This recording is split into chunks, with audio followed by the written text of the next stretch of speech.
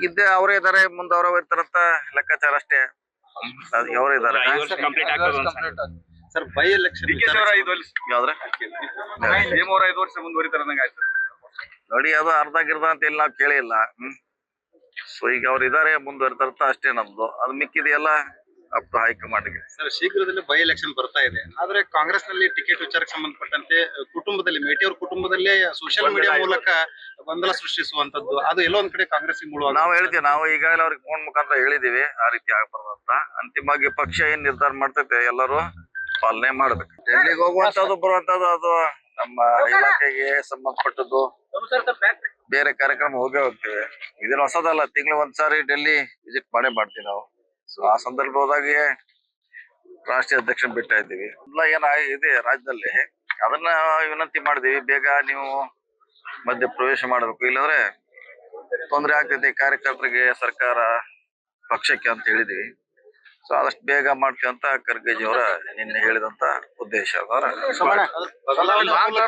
ಬದಲಾವಣೆ ಅದು ಯಾವ ರೀತಿ ಒಟ್ಟು ಬಗೆಹರಿಸಬೇಕು, ಬದಲಾ ಇರಬಾರ್ದು ಅನ್ನೋದು ನಮ್ಮ ಆಶೆ. ಅದನ್ನ ಹೇಳಿದೀವಿ ಅವ್ರಿಗೆ. ಶೀಘ್ರ ನಿರ್ಣಯ ಅಂತ ಹೇಳಿದಾರೆ, ಅಷ್ಟು ಮಾತ್ರ ಹೇಳಬಲ್ಲ. ಸರ್ ಬಾಗಲಕೋಟೆಯಲ್ಲಿ ಮೊನ್ನೆ ಶಿವಾಜಿ ಜಯಂತಿ ವೇಳೆ ಮೆರವಣಿಗೆ ವೇಳೆ ಕಲ್ಲು ತೂರಾಟ ಪ್ರಕರಣ ದೊಡ್ಡ ಪ್ರಮಾಣದ ಮಾಡ್ತಾ ಇರುವಂತದ್ದು. ಈ ಸದ್ಯಕ್ಕೆ ಇವತ್ತು ಶ್ರೀರಾಮುಲು ಅವರು ಹೇಳಿರುವಂತದ್ದು, ಹಿಂದೂ ಕಾರ್ಯಕರ್ತರನ್ನ ಬಂದಿದ್ರೆ ರಾಜ್ಯಾದ್ಯಂತ ಹೋರಾಟಕ್ಕೆ ನಾವು ಸಜ್ಜಾಗ್ತೀವಿ, ಅಮಿತ್ ಶಾ ಅವ್ರಿಗೆ ಪತ್ರ ಬರೀತೀವಿ. ನೋಡಿ, ಯಾರಿಗೆ ಪತ್ರ ಬರೆದಿಲ್ಲ, ಯಾರು ಭಾಗಿಯಾಗಿದ್ದಾರೆ ಕಲ್ಲು ತೂರಾಟದಲ್ಲಿ, ಹಿಂದೂಗಳಾಗಿರ್ಬೋದು, ಮುಸ್ಲಿಮರು, ಬೇರೆ ಯಾರ ಆಗಿರ್ಬೋದು ಕೂಡ ಅದನ್ನ ಪೊಲೀಸರು ಗುರುಸ್ತಾರ, ಪತ್ತೆ ಹಚ್ತಾರ. ಅವ್ರ ಬಗ್ಗೆ ಗೊತ್ತಾರೆ. ಯಾರ ಬೇರೆ ಯಾರಿಗೋ ಹೋದ ಮನೆಯಲ್ಲಿದ್ದವ್ರಿಗೆ, ದಾರಿಯಲ್ಲಿ ಹೋಗೋರಿಗೆ ತೊಂದರೆ ಕೊಡ್ಲಿಕ್ಕೆ ಆಗೋಲ್ಲ. ಸೊ ಅದು ಸರ್ಕಾರ, ಪೊಲೀಸರು ನೋಡ್ತಾರೆ. ಯಾರ ಭಾಗಿಯಾಗಿದ್ರೆ ಅವ್ರು ಖಂಡಿತವಾಗಿ ಆರೋಪನೆ ಸರ್ಕಾರ ಗುರುತು ಮಾಡ್ತಿರೋದು. ಈ ಸರ್ಕಾರ ಬಂದ್ರೆ ಓಲೈಕೆಕರಣ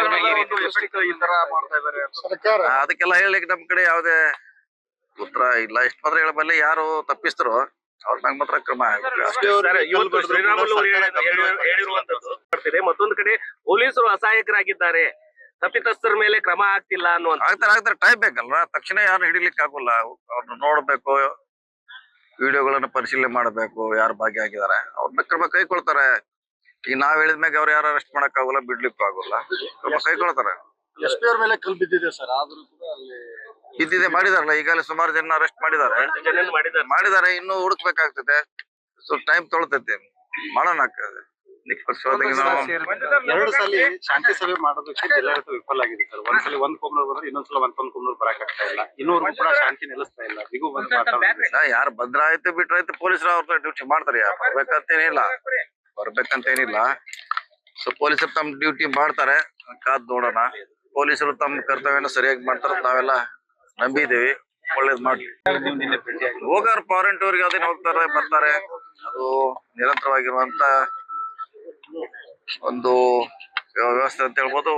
ಒಂದೊಂದು ಗುಂಪಾಗಿ ಫಾರಿನ್ ಟೂರ್ ಹೋಗ್ತಾರೆ, ಬೇರೆ ಎಲ್ಲೇ ಹೋಗ್ತಾರೆ ಪ್ರವಾಸಕ್ಕೆ. ಸೊ ಅದಕ್ಕೆ ರಾಜಕೀಯನ ಲಿಂಕ್ ಮಾಡ್ಲಿಕ್ಕೆ ಆಗೋದಿಲ್ಲ. ಸರ್, ಈಗ ರಾಜ್ಯ ಬಜೆಟ್ ನಂತರ ಕಾಂಗ್ರೆಸ್ ನಲ್ಲಿ ಮಹತ್ತರ ಬದಲಾವಣೆಗಳಾಗ್ತಾವ ಅನ್ನೋ ವಿಚಾರ ಅದೇ ಗೊತ್ತಿಲ್ಲ. ಅದೇ ಯಾವ್ದು ಗೊತ್ತಿಲ್ಲ ನಮ್ಗೆ. ಅದ್ರ ಗೊಂದಲ ನಿಲ್ಬೇಕು ಅನ್ನೋದು ಅಷ್ಟೇ ನಮ್ಮ ಆಗ್ರಹ. ಇಲಾಖೆಗೆ ಏನಾದ್ರು ಹೆಚ್ಚುವರಿ ಈಗಾಗಲೇ ಹಳೆ ಬಾಕಿ ಬಹಳಷ್ಟು ಇರುವಂತ ಕೇಳಿದ್ವಿ, ಹೆಚ್ಚಿಗೆ ಕೇಳಿದ್ವಿ ಕೂಡ ತಮ್ಮ ಮುಖ್ಯಮಂತ್ರಿಗಳಿಗೆ. ನೋಡೋಣ, ಕಾದ್ ನೋಡೋಣ. ರಾಜನ್ ಅವ್ರನ್ನ ಕರ್ಕೊಂಡು ಎಐಸಿಸಿ ಅಧ್ಯಕ್ಷರನ್ನ ಭೇಟಿಯಾಗಿದ್ರಿ. ರಾಜನ್ ಅವರು ಬೇರೆ ಕೆಲ್ಸಕ್ಕೆ ಹೋದ್ರೆ ನಾವು ಬೇರೆ ಕೆಲ್ಸಕ್ಕೆ ಹೋಗಿದ್ವಿ. ಒಟ್ಟಿಗೆ ಸಂಗಮ ಆಯ್ತು ಅಷ್ಟೇ, ಏನ್ ಮಾಡೋದು ಅಲ್ಲಿ. ಓಕೆ.